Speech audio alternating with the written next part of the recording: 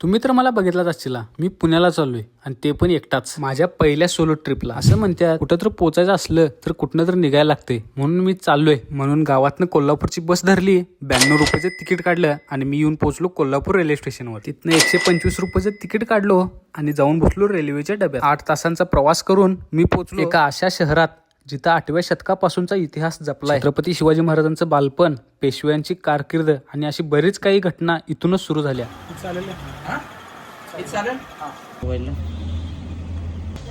तर मित्रांनो, आता रूम ते सगळं बुकिंग करून सगळं पेमेंट करून रूम भेटल्या मला. म्हणजे डॉर्मेटरीज केल्या, फक्त एक बेड सिंगल घेतलाय. मग तिथनं एक डॉर्मेटरी केली, फ्रेश झालो आणि येऊन पोचलो दगडूशेठ बाप्पाच्या दरबारात. आणि पहिलाच दर्शनला गेलो, कारण की लई उशीर झालता. दर्शन केलं आणि मूर्ती बघताना असं वाटायला लागलेलं जणू मी स्वर्गातच आहे. तर माझ्या मनात आले की फॅशन स्ट्रीटला जाऊन थोडं कपडे बघूया.